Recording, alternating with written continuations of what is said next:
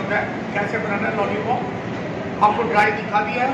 अब second part हम दिखा रहे हैं सेमी ग्रेवी में। तो सेमी ग्रेवी के लिए क्या क्या करना है वो दिखा रहे हैं। डालिए शेफ साहब। तो पहले ऑयल,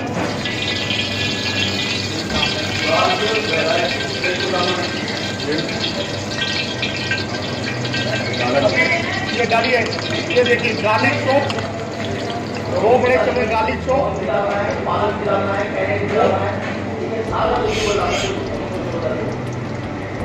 2 चम्मच गार्लिक, 2 चम्मच जिंजर। अब सारे डालिए। Green chilli chop,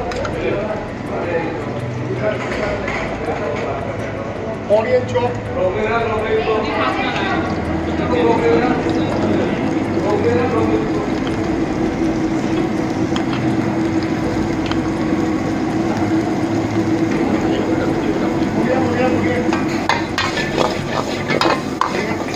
bell paper,